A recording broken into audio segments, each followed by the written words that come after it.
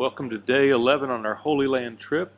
Today we are in Eilat, Israel, which is far down in the southern part of it. It's a town of about 50,000 people, and we're on the tip of the Red Sea. Our first stop this morning was Timna Park, and this has got the world's oldest copper mines that have been here.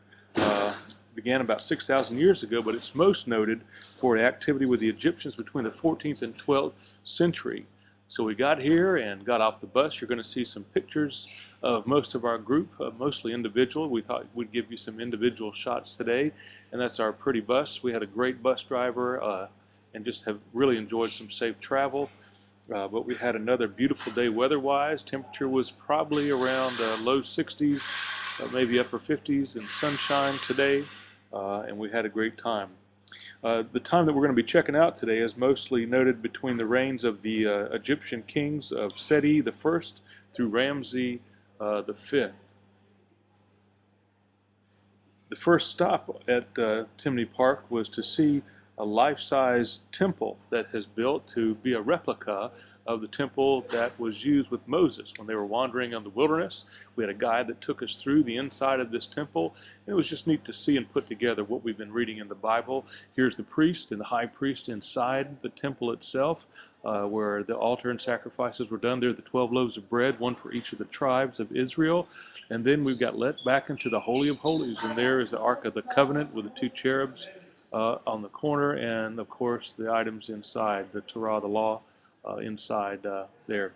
This is Solomon's pillars, and there was a Midianite temple that was there, probably like the one that Moses' father might have used, Jethro, back in the day. Saw some beautiful cliffs here, and we were out in the wilderness. This Moses was keeping the flock of his father-in-law Jethro, the priest of Midian. He led his flock beyond the wilderness and came to Horeb, the mountain of God. There the angel of the Lord appeared to him in a flame of fire out of the bush. He looked, and the bush was blazing, yet it was not consumed. Then Moses said, I must turn aside and look at this great sight and see why the bush is not burned up. When the Lord saw that he had turned aside to see, God called him out of the bush. Moses, Moses. And he said, Here I am. So we read about Moses out in the wilderness and God coming to him, and this was just a day to stop and think about that time and that place and God's call in our own wilderness. We got back together and just saw much of this beautiful land. This is also a place of over 8,000 mines where copper was smelted and formed into ingots that were sent back to Egypt, and just a really incredible place to see here.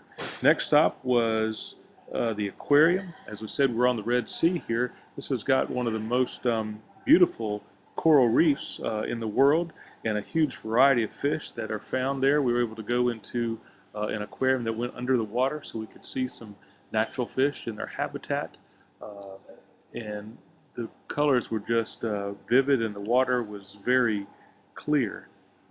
Beautiful day. What we found on this trip is that we've been to several seas now, from the Med to the Bread to the Dead, and now finally to the Red Seas. The Red Sea was for the Sea of Galilee.